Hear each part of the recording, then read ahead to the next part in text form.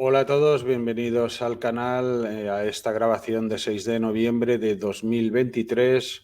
Hoy no vamos a hablar del expediente Royuela, vamos a retomar quizá pues como abrí el canal, ¿no? Que era hablando de mi pasado en la militancia de los grupos sector patriota, ¿no? Y recuerdo que aún al principio de los programas, pues recién salido yo de prisión apenas, pues vino Ernesto Milá, pero al final pues el canal tomó la deriva del expediente Royuela, que era mi objetivo final, y pues bueno, quedaron ahí una serie de entrevistas pendientes que a colación de el contexto que atañe al expediente Royuela o de lo que se nos ha podido acusar de que somos un agladio cultural o algo así, ¿no? O sea, trabajamos para el sistema, pero nos encarcelan, o sea, no acaba de entenderse, ¿no? Bueno, pues tenemos a Ernesto Milá, cambiaremos de tercio y nos situaremos en las tramas negras fascistas de hace ya más de 40, 50 años, que se dieron en Italia y en España también, los años de plomo, y pues contamos con una persona que lo vivió en su juventud, le tocó vivir, y pues bueno, nos adentraremos en esa etapa de la historia donde aparece también a día de hoy el fenómeno este gladio, ¿no? Que veremos si guarda conexión o no con lo que fue el contexto real de los grupos fascistas de Italia y de España, ¿no? Bueno, pues sin más preámbulo ya damos paso a Ernesto Milá. Buenas tardes, Ernesto. ¿Qué tal, Santi? ¿Cómo estamos? Bien, aquí, como siempre, dando guerra en el canal. Pues nada, lo dicho, para empezar, una pregunta, ¿cómo te defines políticamente a día de hoy? Bueno, yo estoy jubilado, entonces me defino como jubilado, que es todo lo que digo.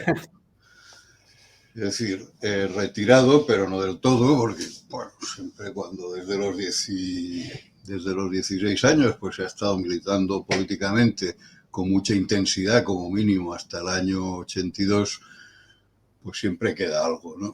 ¿Que cómo me defino? Yo soy tradicionalista en el sentido boliano y en el sentido benoniano. O sea, esta es la definición. Políticamente, bueno,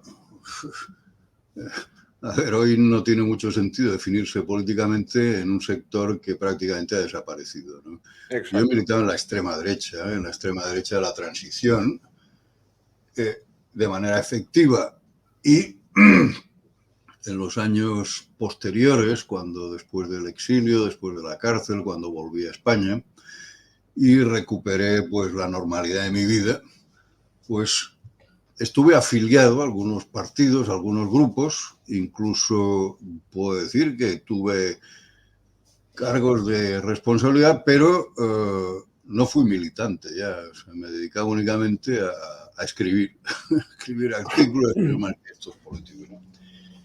¿Y que estuviste en algún proyecto como Democracia Nacional, ¿no? Sí, sí, no, sí. A ver, pues... O sea, a nivel intelectual trabajaste en algún proyecto o colaboraste, porque también Sí, recuerdo, sí. perdona, recuerdo antes de que naciese Plataforma por Cataluña, tú presentaste un proyecto de Plataforma por Barcelona, ¿te acuerdas? Sí, bueno, estaba unido, debía estar unido a Plataforma per Catalunya. Incluso creo recordar que el primer manifiesto, si no el primero, el segundo manifiesto que sacó Plataforma per Catalunya, pues lo escribí yo. Y Anglada tuvo una reunión con la gente que formábamos parte de esta plataforma que había salido en Barcelona, que quería enlazar con la plataforma de Vic, ¿no?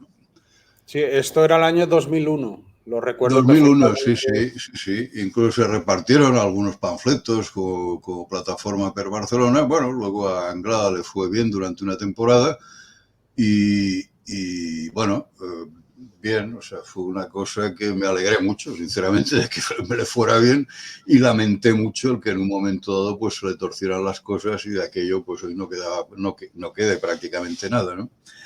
Pero ya digo que yo en todo el periodo a partir del 2006, 2007, cuando acabó todo el tema, todos los problemas que había tenido judicialmente, mi estancia en cárcel, el exilio, etcétera, yo ya no milité. Lo que hice no fue militancia política. Militancia política o activismo lo entiendo como una forma de activismo político, es decir, vivir para una organización.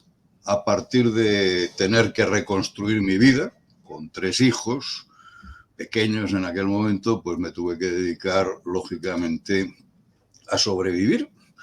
Y lo único que hice políticamente para Democracia Nacional, en primer lugar, antes para Patria y Libertad, después para España 2000, creo recordar, pues fue escribir documentos políticos, escribir manifiestos, escribir este tipo de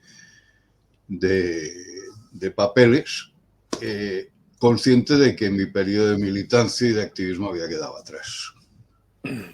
Tenemos aquí en pantalla el blog principal de Ernesto Milá, que es Infocrisis. Os lo voy a poner en grande. Ponéis Infocrisis, está en Blogspot, pero bueno, ponéis Infocrisis en el buscador de Google y la primera entrada ya es el blog de Ernesto Milá. Y entonces, pues bueno, hay artículos, él escribe aquí artículos y publica libros que, bajo la editorial Emimbes, que los podéis encontrar en Amazon todos también, o solicitarlos a la editorial, tenéis el contacto. Y tenéis también, tiene una página de series de la época de Franco, me decías, ¿no? No, las series son series actuales que están, bueno, que se pueden ver hoy en los streamings y en canales de televisión generalistas, ¿no? Y luego efectivamente hay otra web que la empecé a publicar hace un año, a la vista de que el cine que hay actualmente y las series y el mundo de las series pues es extremadamente aburrido, poco creativo, incluso yo diría que subversivo en el peor sentido de la palabra, es decir, se subvierte cualquier tipo de valor, ¿no? Entonces, dado que a mí siempre me ha gustado el cine, pues lo que puse en marcha fue una web que era sobre el cine que se había hecho durante el periodo franquista, ¿no?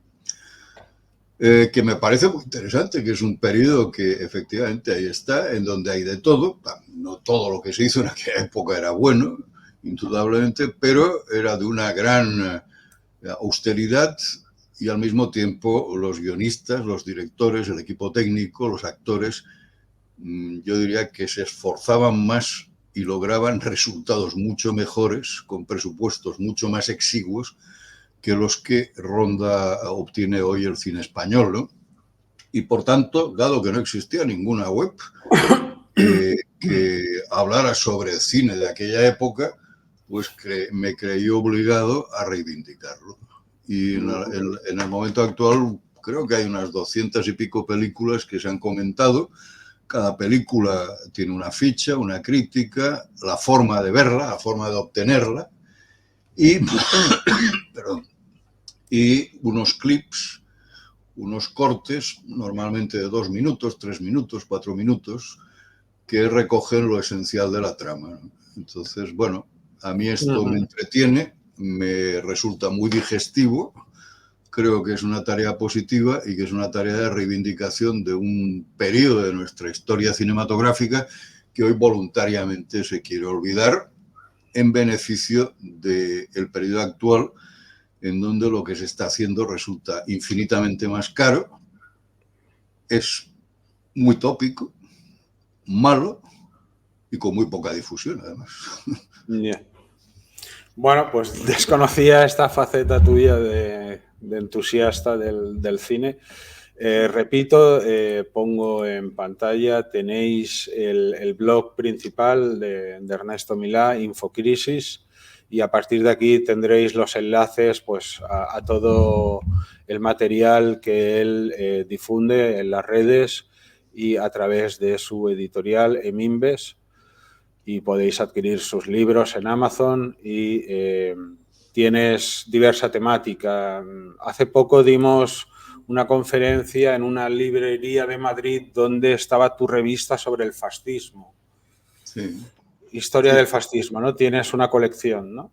Sí, efectivamente. Además, bueno, ha llegado ya al número 87. De hecho, este mes, y ahora cuando me has llamado, estaba precisamente haciendo el banner de la revista número 87, la revista de historia del fascismo, que está dedicado precisamente a Argentina, a los fascismos argentinos.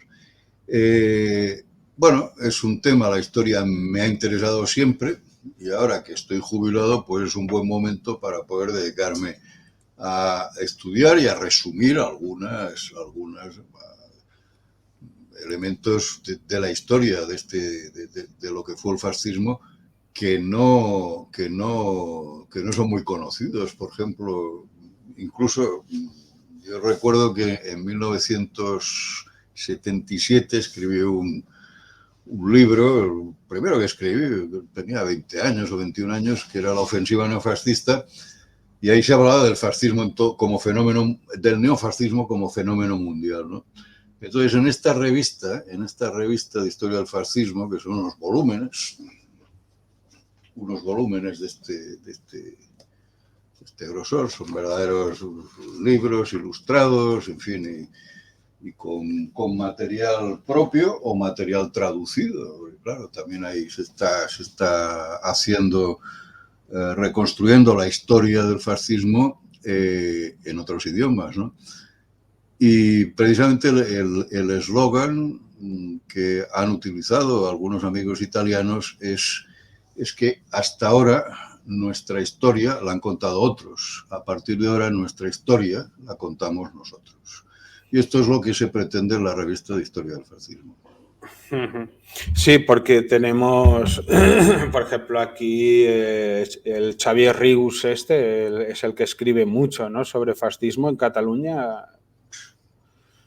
Pero claro, es que eso está sesgado, ¿no? O sea, a ver, no se puede tomar a Xavier Rius como una fuente creíble. Yo creo que, mira, precisamente ayer recibí una circular que se había publicado un libro del fascismo de las Ramblas, un fascismo de las Ramblas, editado por dos historiadores muy solventes, Ucelaida Cal y Xavier Casals, ¿no?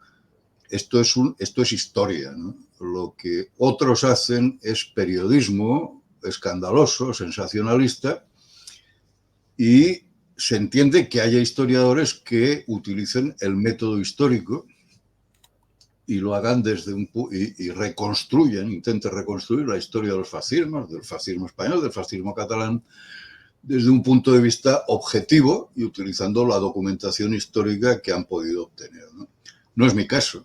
Es decir, yo ya me he definido al principio como un antiguo militante de extrema derecha y, por tanto, no puedo ser objetivo. Intento ser objetivo, por supuesto, intento decir las verdades del barquero, lo que se llama las verdades del barquero, no adultero en beneficio del fascismo o en beneficio de la extrema derecha, en beneficio del neofascismo, lo que fue la realidad de los hechos, pero sí intento sacar algunas conclusiones que pueden resultar útiles para aquellos que en el futuro pues se consideren interesados por realizar experiencias, digamos, parafascistas o posfascistas, o como las que queráis llamar, ¿no?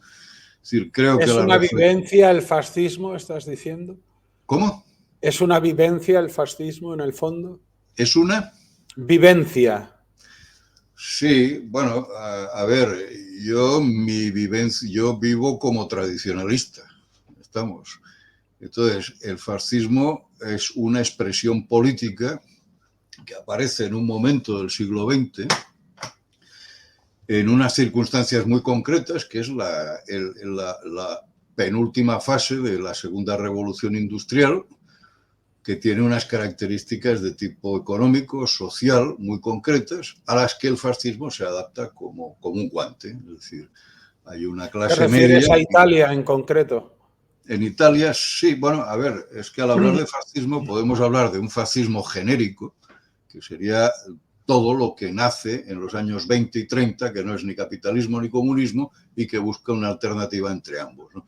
Y luego estaría el fascismo en sentido estricto, que sería la variedad italiana, ¿no? Entonces, en este sentido, el nacionalsindicalismo español pues sería la variedad española del fascismo genérico. Incluso podríamos hablar de un fascismo ibérico, nacionalsindicalista, que tiene su origen en España y Portugal, y pasa a América Latina, pasa a Iberoamérica.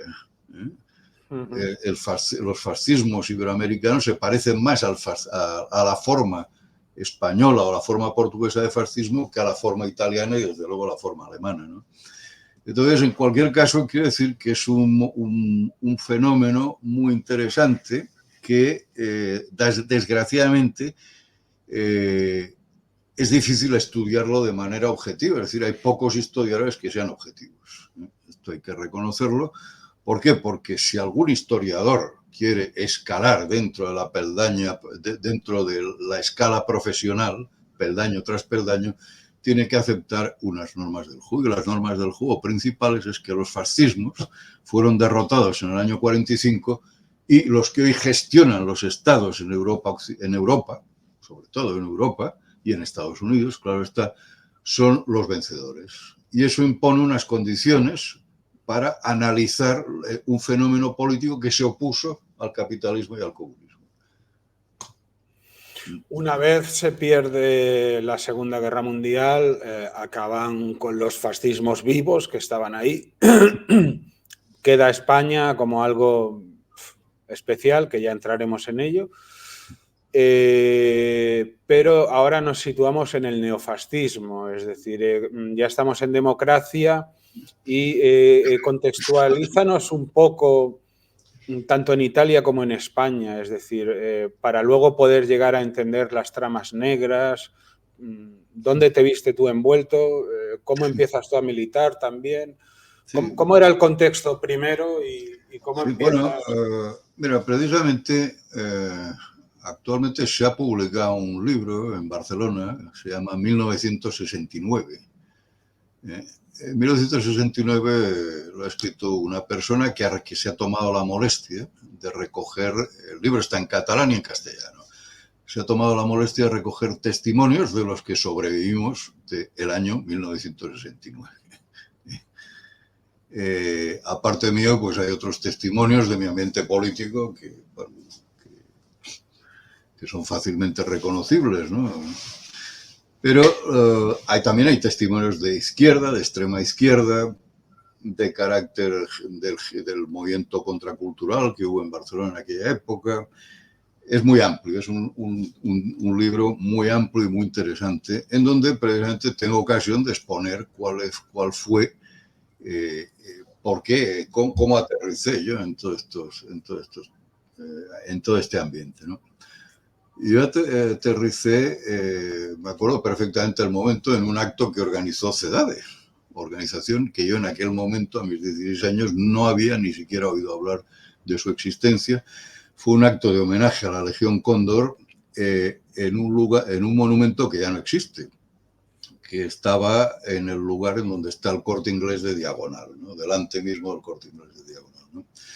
Ahí había un monumento en honor a unos aviadores muertos, alemanes muertos de la Legión Cóndor, y leí el anuncio en un diario.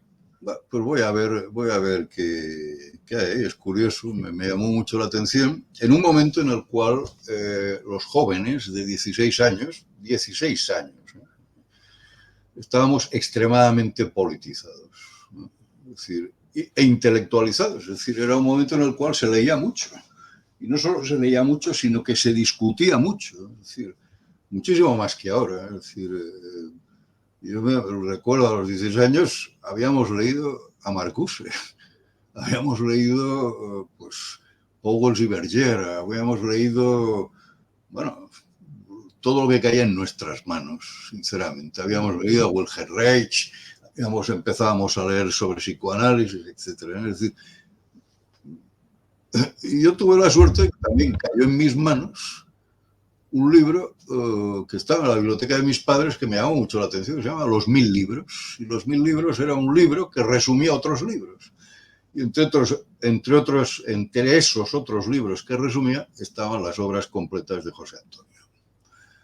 Y me llamó mucho la atención algunas ideas que leí ahí, ni derechas ni izquierdas, revolución nacional, el tema de organizar a la nación en base a las comunidades naturales, el tema de que existía la posibilidad de otro modelo de revolución que no fuera el modelo marxista, que era el que compartían la mayor parte de mis compañeros de clase, etc. Entonces yo acudí a ese acto, a la Legión Cóndor, sin ninguna intención precisa, pero a partir de ahí conocí gente que me fue introduciendo en lo que era el ambiente de la época, de la Barcelona de la época, de lo que podíamos llamar genéricamente extrema derecha, que era muy diferente a lo que había luego. Porque en aquel momento existía una extrema derecha oficialista, que estaría formada por la Guardia de Franco, por las estructuras del Movimiento Nacional, que era el partido único franquista, ¿no? Por el Frente de Juventudes. Bueno. Y por otra parte existía una extrema derecha extraoficial o exterior al sistema, que serían los grupos disidentes del movimiento, Círculos José Antonio, el Frente de Estudiantes Sindicalistas, el Frente Sindicalista Revolucionario de la primera época, qué sé yo, los Círculos Doctrinales José Antonio y, por supuesto, también el Círculo Español de Amigos de Europa, ¿no? CEDADE, ¿no? Entonces yo me impliqué en todos estos ambientes, ¿no? Y ese fue el inicio de mi periodo como activista político. Ahora bien, hay que reconocer que entre el 68, febrero del 68, cuando me incorporé, y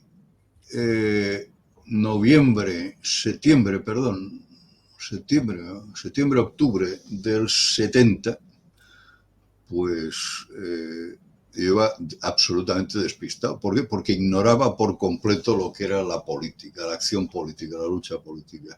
Iba conociendo gente, pero grupos, se hacían pintadas, se pintaban en la calle las iniciales de Juventudes Falangistas, se asistía a conferencias en locales del movimiento, etcétera, o en el local del Círculo José Antonio, pero lo cierto es que yo lo que era el núcleo, el meollo de la acción política todavía no lo había vislumbrado, y porque no teníamos maestros en aquella época, ¿no? Ahora bien, en el año 71, 72, pues el azar quiso que empezara a relacionarme con los medios de exiliados italianos, ¿no? Que en aquel momento eran exiguos. Es decir, y me los presentó un personaje que tú debías conocer y tu padre, por supuesto, lo conocía, que era Luis Antonio García Rodríguez. Sí. Y un buen día quedó... Él fue el que cuando vinieron los italianos la conexión era de Luis Antonio. Efectivamente. De hecho, o sea, yo recuerdo... Tenía mucho contacto con los fascistas italianos. Sí. Fue precisamente un día que, yo escribía en una revista belga que se llamaba Le Combattant Européen, belgo en lengua francesa, es decir, se distribuía en Francia y en Bélgica, y figuraba como delegado español Luis Antonio García Rodríguez.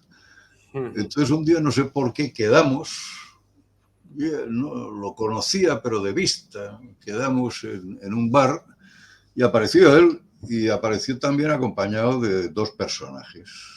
Uno de ellos no se presentó como tal, se presentó simplemente como miembro de la Vanguardia Nacional, que estaba de paso en España, acompañado de otro que era también miembro de la Vanguardia. Luego resultó... Déjame que te interrumpa un momento. Sí. En aquella época, Luis García era muy amigo de mi padre, militaban juntos, estaban en el movimiento, pero ellos eran antifranquistas, ¿no? O sea, así como a día de hoy mi padre se define franquista, ¿no? O acepta el franquismo o prefiere el franquismo, ¿no? Bueno, también es una persona. En su momento eran del sector falangista que no quería a Franco. Incluso fueron perseguidos. Lo que pasa que estaban en el aparato del sistema y estaban en la guardia de Franco, en la milicia de Falange, ¿no? Es que el periodo aquel era hoy es difícil de explicar. Primero, ¿qué hacían gente que no creía excesivamente en el franquismo? ¿Qué hacían dentro de una organización que se llamaba la Guardia de Franco? Pero era así. Es decir, sí. Era así. De todas formas, había matices, ¿no? Es decir, el problema vino a ser, el problema del franquismo, vamos a hacer un pequeño aparte, ¿no? El problema del franquismo es que no hubo un franquismo, sino el franquismo fue evolucionando a través de su historia, de su dilatada historia, y más que un franquismo hubo como mínimo 3 franquismos, ¿no? El primero sería el de la posguerra, que sería el periodo nacional sindicalista imperial, ¿no? El periodo imperial, que se prolongó entre el 39 y el 43, ¿no?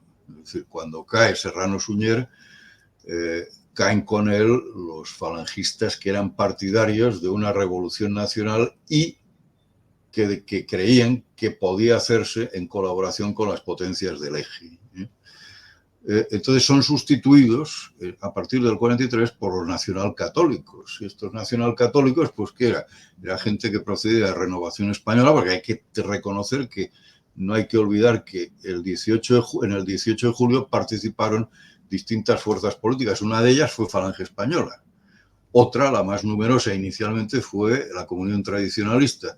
Pero también participaron elementos de Renovación Española, que eran alfonsinos, partidarios de la monarquía alfonsina de Alfonso. Bueno, se dice que Franco en el fondo era alfonsino, ¿no? Sí, yo opino lo mismo. Franco era monárquico, un hombre de derechas monárquico de toda la vida, y además de familia monárquica, y que al final lo demostró con la Ley Orgánica del Estado de 1967. Bien. Pero, y luego estaban también, obviamente, los antiguos sectores de la CEDA, digamos, Renovación Española era la derecha fascistizada, pero luego existía la derecha, que era la CEDA, ¿no? Bien, entonces el periodo nacional católico, este periodo nacional católico que abarca desde el 43 hasta mediados de los años 50 prácticamente, es el periodo en el cual la componente nacional católica, es decir, los elementos procedentes de Renovación Española, de la CEDA, de la Asociación Católica de Propagandistas, etcétera, pues tuvieron la hegemonía y marcaron las pautas del régimen, ¿no? Y luego, cuando el régimen, la situación exterior varía y el régimen se abre, o le permiten que se abra, pues se firman los pactos con los de apoyo mutuo con los Estados Unidos, y entra, sobre todo a partir de la ley de inversiones extranjeras del año 59, entra mucho capital norteamericano, ¿no? Extranjero, ¿no? Y entonces, a partir de ese momento, se hace posible el desarrollo, lo que fue el desarrollismo, la España desarrollista. Y a partir de ese momento, entre el 56 y el 71, 72, pues el gobierno español está en manos de tecnócratas. Y es fácil entender el porqué. Porque el Opus Dei, que era el núcleo central que agrupaba a los tecnócratas, era el único que tenía a técnicos, expertos, gente salida de universidades con buena preparación para establecer unos planes de desarrollo que en los años 60 pues dieron mucho juego y convirtieron a España de ser un país subdesarrollado en una potencia industrial. Hubo 3 franquismos, por tanto, ¿no? El falangismo imperial, el nacionalcatolicismo y la tecnocracia, ¿no? Entonces, claro, ¿Qué fue el franquismo? Pues depende. Yeah. Es como un elefante que alguien que está con los ojos vendados empieza a tocarlo, y toca una piel y dice un elefante, pues es como un tronco de árbol enorme. Toca la cola y dice un elefante es como una culebra muy rígida. Toca la trompa y dice, coño, un elefante es pues una nariz enorme, como una serpiente enorme. Depende de la parte a la que nos refiramos, el franquismo será una cosa. Vino a ser como un muelle en el fondo, ¿no? Sí, O sea, entonces, claro, más que antifranquistas en aquella época, recuerdo que le pusieron una denuncia a mi padre al Opus Dei porque incumplía las leyes del movimiento. Está la denuncia por internet. Sí, es que tu padre precisamente en aquel momento comenta eso porque le hará gracia, ¿no? Incluso supongo que en algún lugar debe tener guardados los ejemplares. Tu padre, me acuerdo que en el año 68-69 sacaba una revista en el distrito del movimiento de Pueblo Seco. Pueblo Nuevo, Pueblo Seco. Pueblo sí. Seco, que se llama Cuadernos para el Monólogo, ¿no? Sí. Creo que salieron 3 o 4 números o 5 números. Sí. Lamentablemente yo no he... Sí, porque había otro de izquierdas que se ve que hacía monólogos para el diálogo. Cuadernos para el diálogo, sí. Y entonces, pues sí, pues para el diálogo, sí. tenía gracia, en fin, y bueno, pues fue un periodo... Pero más que antifranquistas, estas iniciativas eran antitecnocráticas, ¿no? Es decir, anti-opus. Es decir, en los años 60, la gran contradicción que había en España, y sobre esto hay un artículo en Infocrisis, ¿no? La gran contradicción era dentro del régimen, era entre Falange y el Opus Dei, ¿no? Claro. Es decir, ni uno tragaba a otro, ni viceversa, ¿no? Es decir, existía una rivalidad enorme, ¿no? Pero, y este fue el problema, ¿no? Es decir, esto pues fue cuando muere Franco, pues lo curioso es que las fuerzas de extrema derecha tienden a reagruparse en torno a Blas Piñar. Claro, es algo que yo no entiendo, porque Blas Piñar en el fondo vendría del nacionalcatolicismo puro claro, y duro. Es que esta era la cuestión. Blas Piñar lo que había es extrapolado el periodo nacional católico a la totalidad del franquismo, ¿no? Y el franquismo no era del Opus Dei, creo, ¿no?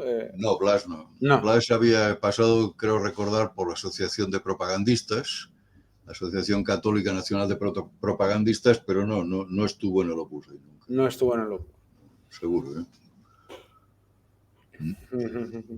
Pero bueno, el caso es que sea como fuere, pues en el año 73 Luis Antonio me presenta a estos dos personajes, uno de los cuales resultó ser Stefano Della Chiaie y el otro pues era otro miembro de la dirección de Avanguardia. A partir de aquí, pues digamos... Esto estamos en el año 73. 72, 73, sí, por ahí. Entonces, la otra persona, el que lo acompañaba, no estaba exiliado, era una persona que trabajaba para la industria del cine en Italia, volvió a Italia y no lo volvió a ver, salvo, bueno, lo volvió a ver años después en Italia, ¿no? Pasado ya todo el periodo de los años de plomo. Pero Stefano Della Chiaie, pues se quedó aquí, en España. Estaba exiliado. Ya estaba exiliado, tenía un mandato de captura dos mandatos de captura, uno por el golpe borghese, el llamado golpe borghese, y otro por la bomba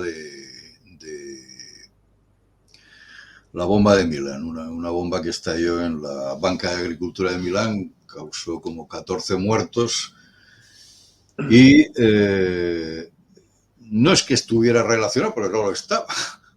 Y luego las distintas sentencias que han emitido distintos tribunales italianos pues han convenido todas siempre en su extrañidad o en su inocencia en relación al atentado a la Banca de Agricultura. Pero lo que ocurrió fue que la policía inicialmente detuvo como responsables a un grupo de anarquistas, ¿de acuerdo? Entre estos anarquistas figuraba uno que no lo era tanto, ¿no? Que todavía vive, que es un querido amigo y camarada, Mario Merlino. Mario era un personaje, es un personaje muy atraído por la literatura y por la filosofía nietzscheana. Entonces él había desarrollado un sistema de captación recurriendo a argumentos de Federico Nietzsche que eran particularmente bien acogidos en la izquierda anarquista italiana, ¿no? Entonces él en aquel momento estaba captando gente para la izquierda anarquista, ¿no? El grupo, por supuesto, estaba seguido. Dentro del grupo eran 6 personas, había un confidente de la policía, o sea que no se les escapaba absolutamente nada, ¿no? En un momento dado, el día de la explosión de Milán, Mario Merlino se había ido a encontrar con De la Chiaia en Roma, ¿de acuerdo?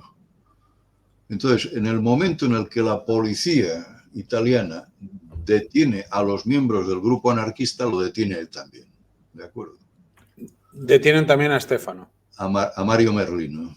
Ah, vale. Que había tenido o sea, tenemos un núcleo anarquista donde hay uno que es fascistoide, ¿no? Pero que está captando anarquistas, por así decirlo, ¿no? Está flirteando con ellos y curiosamente está en seguimiento, hay un infiltrado. Es decir, que se ha producido una reunión con Stefano de la Chiaia que será por la cual, me imagino, empiezan a vincularle. Efectivamente, pero la cuestión es que para evitar que la investigación se extienda a la extrema derecha y vincule a De la Chiaia, lo que hubiera dado lugar a titulares de la prensa sensacionalista muy escandalosos, pues Mario Merlino calla y durante varios años no explicó cuál era su coartada. Y esto es algo pues que De la Chiaia siempre le agradeció, el que durante varios años pues no hubiera dado su nombre como coartada. Y viceversa, es decir, porque De la Chiaia se ofreció para ser el que explicar ante la policía que Merlino había estado con él y Merlino se negó. Esto es un acto de lealtad que les honra a ambos, que les honraba a ambos, ¿no? El caso fue que aquel proceso murió. Los anarquistas no fueron declarados culpables del crimen y todavía hoy se valora quién fue el autor de aquella bomba. Ahora bien, este atentado, que fue en diciembre del 69, creo recordar, pues fue el primero que inicia la racha de lo que en Italia se ha llamado stragi.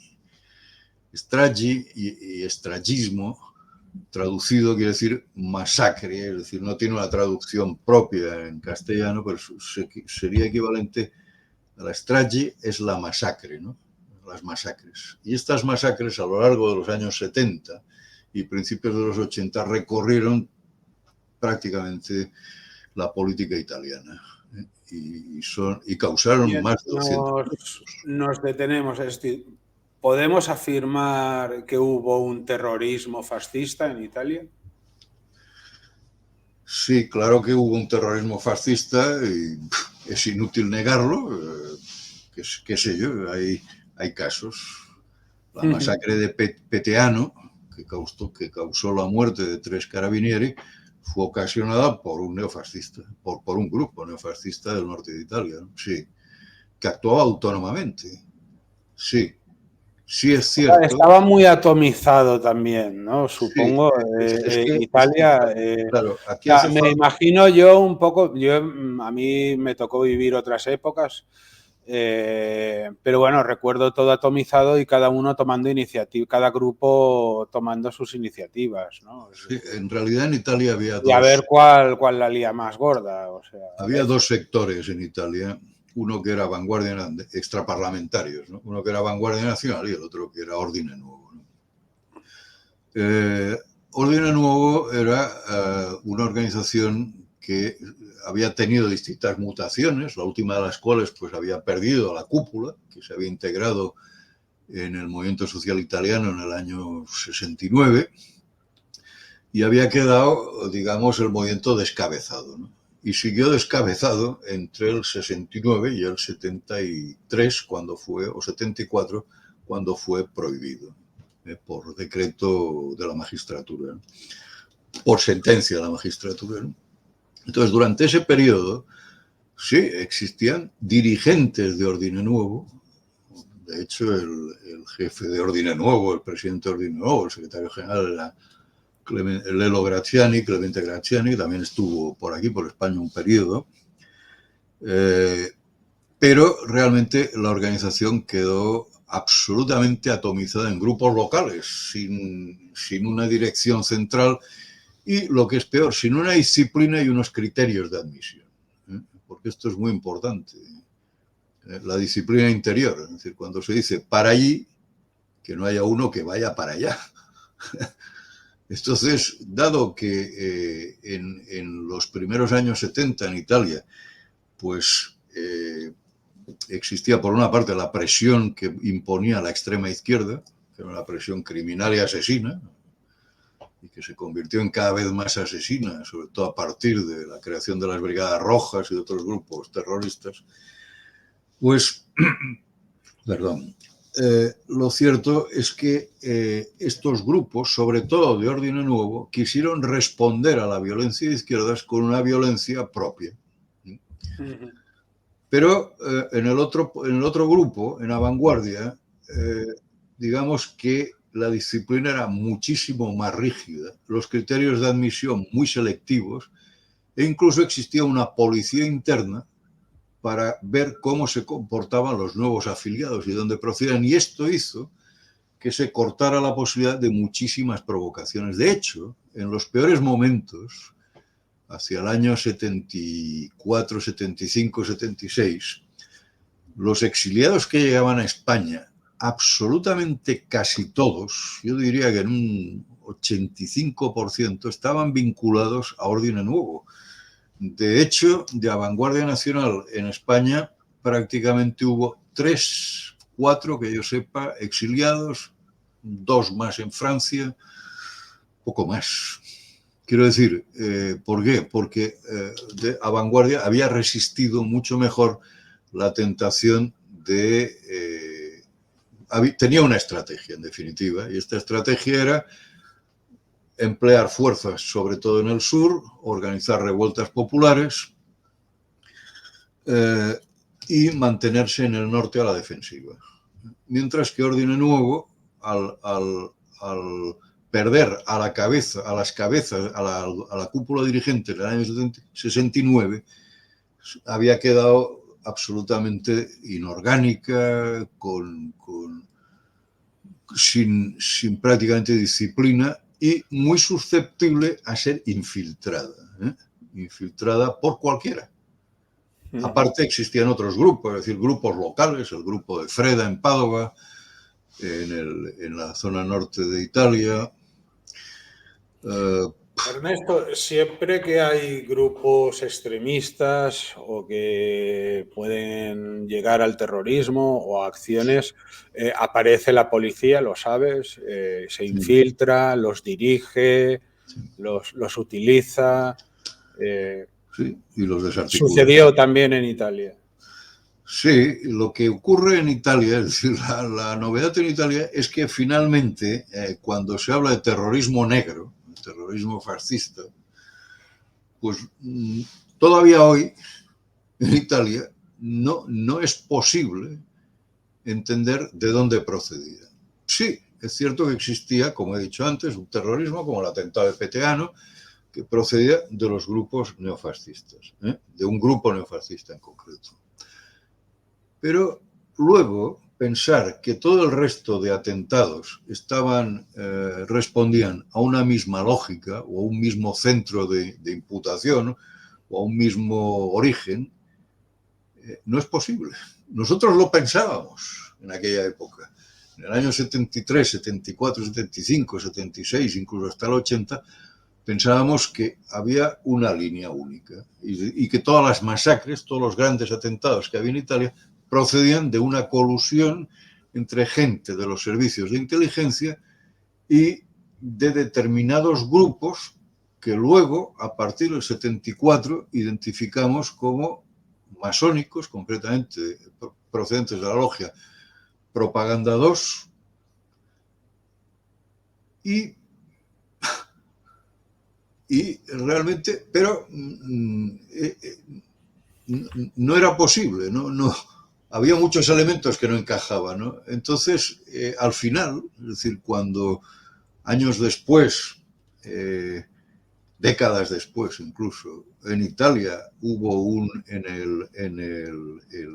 el Parlamento italiano creó una comisión de investigación sobre las masacres, pues a la vista de los resultados empezamos a pensar que el origen del terrorismo negro, que se atribuía a los neofascistas, no procedía solamente de los servicios de inteligencia y de esta logia masónica, sino que tenía distintos orígenes muy, muy, muy diversos.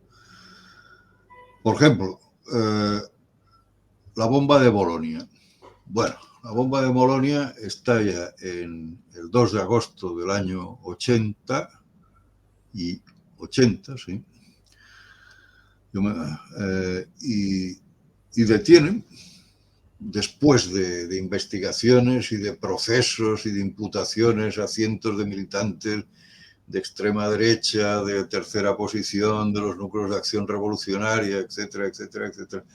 Al final juzgan a 2 personas de los miembros de los NAR, de los núcleos de acción revolucionaria, que era una organización neofascista también muy heterogénea, ¿no?, que actuó entre el 78 y el 82, 81, 82, 83. ¿no? Y estas 2 personas son juzgadas y condenadas. Son Francesca Mambro y su compañero de la época, Valerio Fioravanti. No tengo la menor duda de que, y ellos siempre han sostenido, que no fueron responsables del atentado, es más, que no tenían nada que ver con el atentado. Este atentado hoy está impune, sigue impune. Ahora bien, este atentado sigue en el tiempo a un episodio del que se habló y se habla mucho todavía en Italia, que fue el derribo de un avión de pasajeros que cayó en el mar, en el sur de Italia, ¿no? Y del que se habló insistentemente que había sido derribado por un misil de la OTAN. Es decir, explico un poco la historia, ¿no? Es decir, un avión de pasajeros que en un momento dado los servicios de la OTAN dicen, cuidado, aquí hay un avión espía ruso, soviético, ¿no? Y es posible porque era una técnica muy habitual que un avión de pasajeros viera cómo se le colocaba en la cola un avión espía, de tal manera que los radares eran incapaces de identificar 2 aviones. Que habían 2. Veían solo uno, ¿no? Entonces, en los servicios de la OTAN, de la base de Sigonella, en el sur de Italia, identifican que se trata de un avión que espía, ¡pum!, lo derriban, ¿no? Y luego resulta que lo que derriban es un avión de pasajeros, ¿no? Entonces, este caso sigue todavía abierto en Italia, pero cada día han ido apareciendo, a pesar de que es un caso clasificado, obviamente, han ido apareciendo datos y pistas que inducen a pensar que efectivamente esto es tal como lo acabo de explicar, ¿no? Entonces, claro, esto era un escándalo porque implicaba Primero, la OTAN. Segundo, la falta... Tranquilo. Se reconocía... Perdona un momento, un momento. Sí. Bueno, estamos hablando de... Anterior al atentado de Bolonia, me imagino que lo que nos vendrá a decir Ernesto, que el atentado de Bolonia es, pues bueno, para no hablar del avión, digamos, ¿no? Vamos a esperar un momento. Voy a poner pausa. Vale, Ernesto. Pues como iba diciendo, claro, esto en el fondo implicaba recordar una cosa, que es que en el año 45 Europa fue un continente ocupado a la mitad por los Estados Unidos y a la otra mitad por la Unión Soviética, y que en 1980 seguía esta ocupación. ¿Por qué? Porque había bases militares norteamericanas en territorio europeo, igual que hoy. Hoy sigue habiendo 40 bases americanas en territorio alemán. Cuando un país tiene bases extranjeras en su territorio, ese país no puede considerarse libre, es una colonia. El hecho de que un avión civil con 200 y pico pasajeros fuera derribado por un misil de la OTAN norteamericano implicaba recordar que Italia no era soberana, completamente soberana, sino que seguía sometida a un régimen de ocupación. Blando, eso sí, pero un régimen de ocupación. Entonces, ¿qué ocurrió? ¿De qué manera se puede ocultar un atentado? Pues de la misma forma que... Sí. Ya me lo imagino. Creando otro, es decir, colocando en primera plana de la actualidad otro atentado que llame todavía más la atención y que sobre todo, excite las bajas pasiones del público, porque lo peor del atentado de Bolonia fue obviamente los casi 200 muertos. Pero desde el punto de vista ético y moral,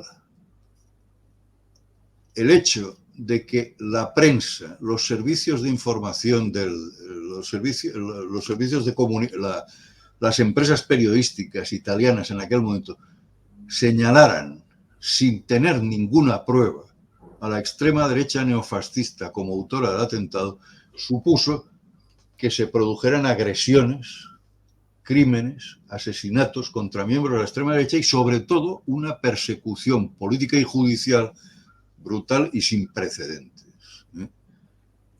Y quiero hacer un inciso. Hay quien tiende a no entrar en la casuística de los contextos, ¿no? Como estás haciendo tú, ¿no? Es decir, hay una extrema derecha, está atomizada, hay grupos radicales, hay servicios de inteligencia, está la P2 por medio, con sus intereses.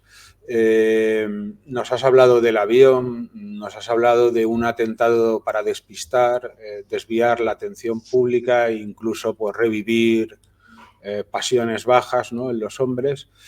Pero hay quien tiene una mentalidad muy corta, lineal y simple y se atreve a decir que todos los neofascistas, como de la que tú, por ejemplo, Luis García, mi padre, también, bueno, pues todos los que llegaste a conocer eran soldados de la Gladio y trabajabais para la Gladio, os vendisteis.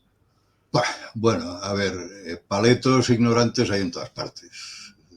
Esto es las únicas calificativos que se me ocurren a quien sostiene todavía hoy esto, ¿no? Es decir, bueno, yo creo que sobre la Gladio, sobre la red Gladio, primero, hace falta establecer qué fue. No fue, y fue cualquier cosa menos una red neofascista. Fue algo muy sencillo. Una red creada por la OTAN hacia principios de los años 50, porque se temía que si se producía una invasión de Italia por parte de tropas del Pacto de Varsovia o si el Partido Comunista Italiano, por cualquier motivo, por unas elecciones o por una insurrección, llegaba al poder, pues no había la menor duda de que asfixiaría el Estado democrático italiano y crearía un Estado títere de la Unión Soviética, ¿no? Y eso, ¿por qué? Porque existía la posibilidad de que en un momento dado la Unión Soviética no respetara las condiciones del Acuerdo de Yalta, que era la separación de Europa en dos bloques, ¿no? ¿De acuerdo? Así de sencillo, ¿no? Entonces, en caso de que Italia cayera en manos del Partido Comunista o directamente en manos del ejército soviético, pues estaba prevista una red de resistencia, ¿no? Y esta red de resistencia estaría formada ¿por quién? ¿Por neofascistas? Pues no, no, por la sencilla razón de que los neofascistas no solamente no participaban de la realidad de aquel momento del Estado italiano, sino que estaban en contra del Estado italiano democrático. Así de sencillo. Entonces, es cierto que los miembros de esta red no se reclutaron entre medios neofascistas, sino entre lo que se llamó en la última fase de la Segunda Guerra Mundial los partisanos blancos. Los partisanos blancos eran partisanos antifascistas, pero también anticomunistas, fundamentalmente monárquicos, o de partidos de la derecha. Gente que había participado en la ¿cómo se llama? En la democracia cristiana, en la clandestinidad durante la República Social Italiana, etc. Entonces eso fue lo que alimentó la base de Gladio, dirigido por oficiales de la OTAN, ¿eh? ¿De acuerdo? Dirigido por oficiales de la OTAN. Ahora bien, en las investigaciones, y yo esto soy un testimonio casi diría yo privilegiado, y te explicaré el por qué. Cuando a mí me detienen en el año 1983, bueno, después de hacerme las de darme más hostias que lentejas, para ser claro, me envían a la cárcel, bueno, un juez con aspecto de Julay, que luego resultó que entonces era muy joven y tal, pero no sabía ni quién era. Luego resultó que era Garzón, Baltasar Garzón, pues me envía a la cárcel de Alcalá Meco, y unos días después aparece, llama a la puerta de la cárcel un juez italiano, el juez Felice Casson, y me interroga. No sé, realmente no llegué a saber si es que la policía española había enviado un cable a la policía italiana diciendo que estaba detenido, o bien que este juez había leído en la prensa, pero se publicó en la prensa italiana mi detención y mi relación con el grupo de La Vanguardia, y vino para interrogarme, ¿no? Menciono a este juez por un tema que es fundamental, que fue el primer juez que investigó a la red Gladio. Y creo recordar que la siguió investigando hacia el año 90, hasta el año 90, cuando, por un problema de jurisdicción, se vio obligado a deshacerse del caso, a pasar el caso a un juez romano, de la capital. Porque este juez era, creo recordar que era de Firenze o de Florencia, no recuerdo exactamente, pero no era de Roma, ¿no? Su jurisdicción no era Roma. Entonces este juez, pues recuerdo que no me mencionó específicamente a Gladio, la red Gladio, pero me mencionó una serie de episodios, me preguntó sobre una serie de episodios que nosotros no teníamos, ni siquiera, no les habíamos dado importancia, ¿no?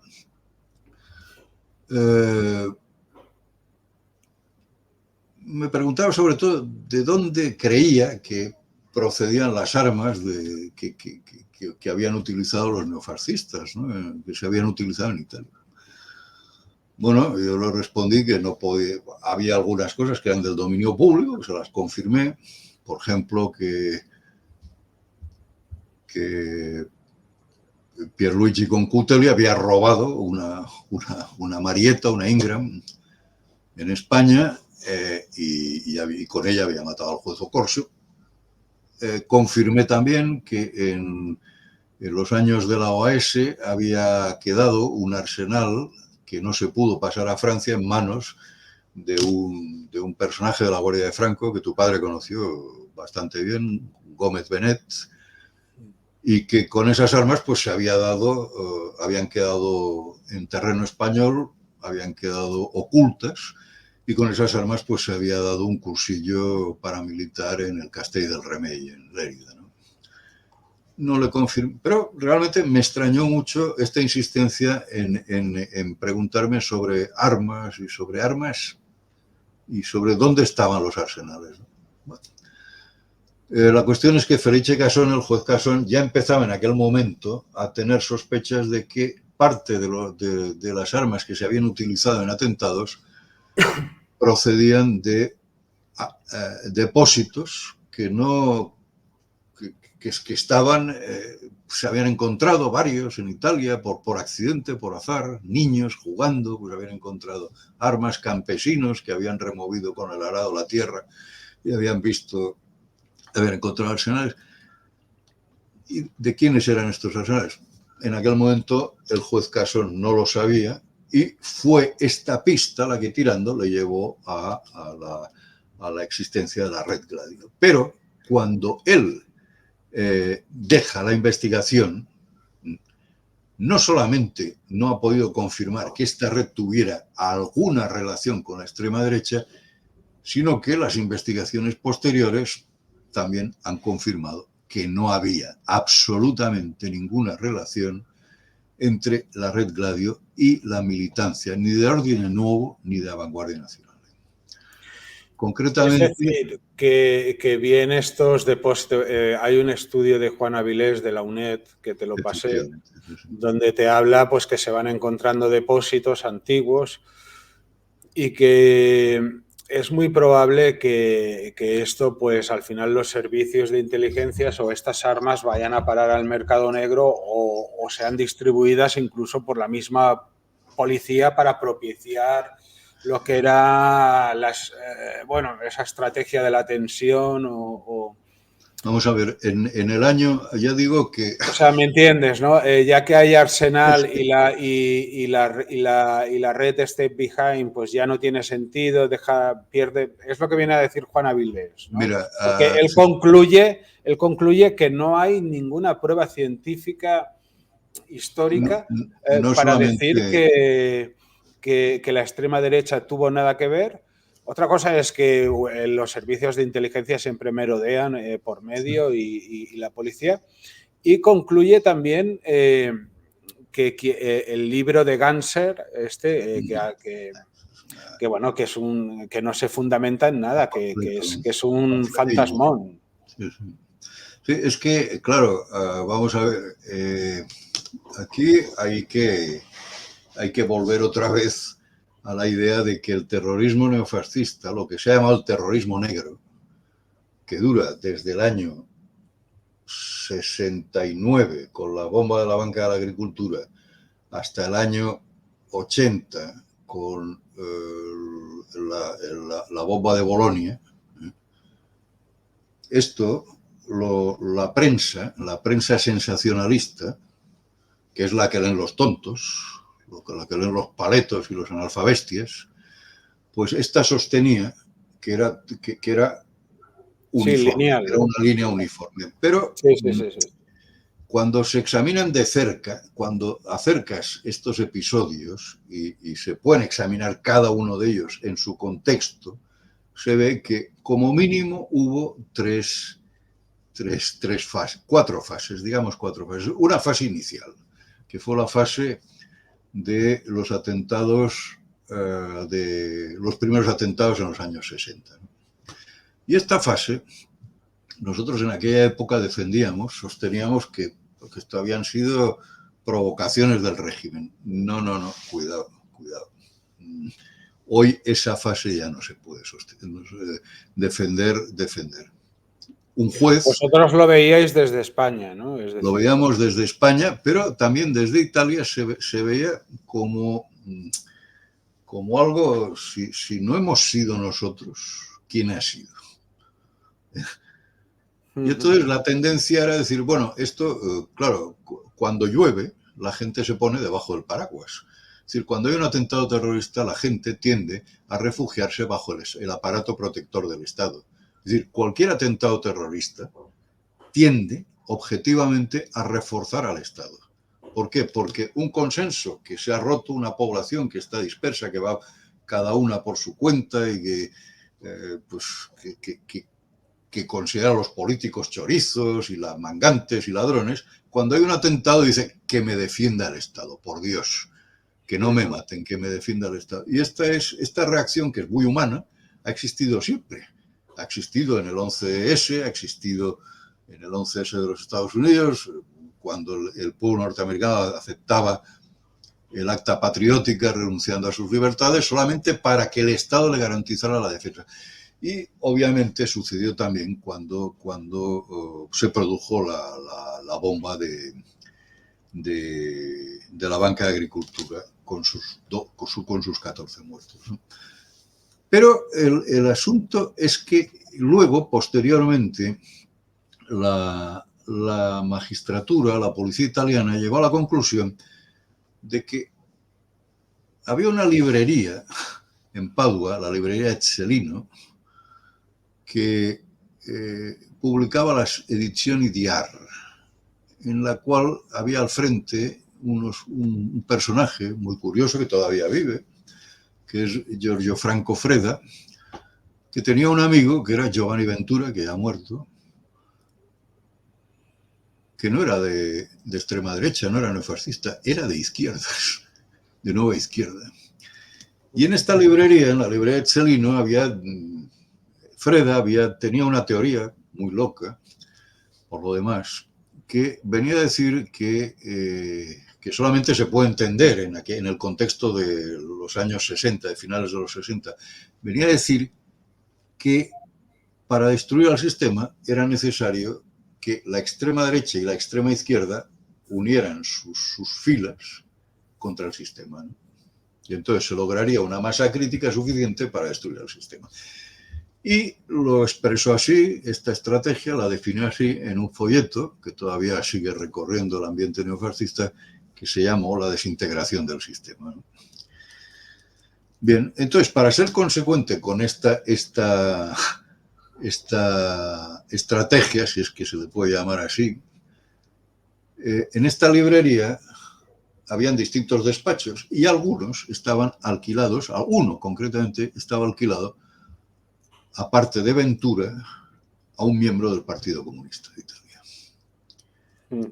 Es decir, el Partido Comunista de Italia sabía exactamente todo lo que se cocía en el interior de esta librería. Y sabía, por ejemplo, que personajes de esta librería tenían relación con el Servicio de Información de la Defensa, a través de un periodista que se llamaba Guido Gianettini, que ya ha muerto. Y claro, en aquel momento la estrategia comunista era debilitar al Estado, no era fortalecerlo. Entonces, hoy, cuando hablamos del atentado de la banca de agricultura, no lo hacemos defendiendo a muerte la inocencia de Freda, como habíamos hecho en los años 70, sino diciendo, cuidado, que aquí algunos datos que se han obtenido son incuestionables. Incluso el hecho de que se pueda mostrar judicialmente la culpabilidad de este entorno es una cosa, porque si faltan pruebas no hay forma de demostrarlo, pero la intuición y algunos datos apuntan a esa dirección. Y esa dirección, la cuestión es, ¿Freda actuó autónomamente o inducido por terceros? ¿Hasta qué punto gente que tenía en su entorno que procedía de la izquierda le indujo a participar en estos atentados? Porque si bien el atentado de la banca de agricultura no se puede todavía, no hay pruebas suficientes para responsabilizar a nadie, sí es cierto que otros atentados que se cometieron en aquel momento menores, de menor cuantía, podemos decir así, sí que fueron cometidos por ese entorno. Bien. Pero este entorno prácticamente en 1972 ya estaba deshecho, estaba desintegrado. Pero es entonces cuando aparecen otros atentados. El atentado de Brescia, el atentado de la Plaza de la Loggia, el atentado del Italicus. Y estos responden a otra lógica. Y ahí sí, estos atentados concretamente, sí es donde en los que se puede hablar de una colusión entre servicios de inteligencia, entre personajes de los servicios de inteligencia y la cúpula de una logia masónica, que fue la Logia Propaganda 2. Y también aquí tengo un testimonio personal, porque a mí me cupió el dudoso honor de recoger el primer testimonio sobre este episodio, cuando aparece en Perpiñán un italiano, Augusto Cauchi. Lo vamos a recoger a Perpiñán, lo entramos en España y lo ponemos en el confesionario. Es decir, ¿qué ha pasado? ¿Por qué estás aquí? ¿Qué has hecho? ¿Qué sabes? ¿No? A cambio de lo cual se le ofrecía ayuda. Y me acuerdo que yo entonces estaba en el Círculo José Antonio, en Vía Layetana, quedé con él en un bar próximo, en la calle Junqueras, y ahí me explica, con una frialdad pasmosa, que él había sacado dinero del movimiento social italiano, había sacado dinero de los servicios de inteligencia y que había sacado dinero incluso de la masonería. ¿Pero para qué? Para financiar nuestra actividad terrorista. Ah, pues muy interesante. ¿Y en qué consistió esa actividad terrorista? Poner bombas, campañas de atentados en sedes de partidos de izquierdas, en sedes de la patronal. Hay que causar miedo. Y pregunta siguiente, ¿y qué has tenido que ver con el atentado del Italicus? Nada. ¿Por qué? Porque yo estaba aquel día en otro sitio, me cogió de sorpresa unos datos que además se pudieron comprobar y efectivamente Augusto Cauchi, que había sido uno de los que habían colocado bombas en la región precisamente en donde estalló la bomba del Italicus, porque él era de Arezzo, pues no había tenido nada que ver con la bomba. Pero claro, el problema era, si Augusto Cauchi y Mario Tutti, que era otro que sí, este sí fue detenido, habían colocado bombas en aquella zona, se les podía acusar tranquilamente de haber colocado la bomba del Italicus, a pesar de que la bomba, ellos no habían causado ningún muerto en sus atentados, y en la bomba del Italicus creo que hubo 7 o 8 muertos. Bueno, este mismo esquema de si tú has hecho estos atentados, te podemos endosar este otro, se reproduce también en España, cuidado, en los años de la transición, cuando se desarticula, estalla una bomba en la revista El Papus y la policía detiene a un grupo de personas que habían cometido varias agresiones, incluso incendiado librerías, etcétera, etcétera, etcétera, pero no habían nunca utilizado sí. Esto tu padre te lo puede comentar y te lo puede hablar con mucho detenimiento porque a él lo implicaron. Quiero decir que este truco de bueno, este atentado que es enorme, se lo endosamos a estos que como han cometido otros y realmente se puede demostrar que han sido ellos, la opinión pública creerá que también han podido cometer este. Sí, por ejemplo, una cosa es dedicarse a un pseudoterrorismo de baja intensidad donde no causas daño, sino que es protesta. Sí, sí. Y luego atribuirles pues un atentado donde hay muertes contra civiles. Efectivamente. Mira, nosotros a partir de ese momento, estamos hablando del 74, ya tuvimos la idea de que había un grupo masónico que maniobraba, que operaba, que estaba operando. Pero luego no tuvimos la confirmación hasta el año 80, hasta que en los primeros meses del año 80 el gran maestre de esta logia, que existía y que se llamaba Licio Gelli, y que además vivía en Arezzo, es decir, en el mismo pueblo de donde era oriundo y donde vivía Augusto Cauchy, pues lanzó un manifiesto irresponsable y absurdo pidiendo un Estado presidencialista en Italia.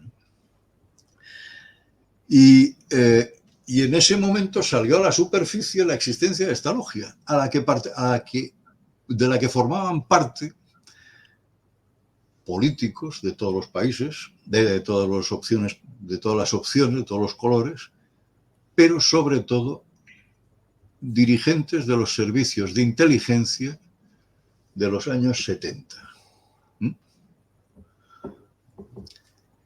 ¿Qué ocurría? Pues que en aquel momento había en Italia, se puede interpretar de muchas maneras, pero una de las interpretaciones más consistentes es que en aquel momento, prácticamente hasta su muerte, un dirigente de la democracia cristiana, Aldo Moro, proponía la formación de lo que él llamaba el gobierno conciliar. El gobierno conciliar era, dado que el régimen, la coalición que gobernaba en Italia eran 5 partidos, y esto cada vez eran caóticos, inestables, desastrosos, cada año había que formar un nuevo gobierno, pues Aldo Moro sostenía que para dar estabilidad a Italia era preciso que la democracia cristiana gobernara con la otra fuerza política mayoritaria en Italia, con el segundo partido, que era el Partido Comunista de Italia, ¿no? ¿De acuerdo?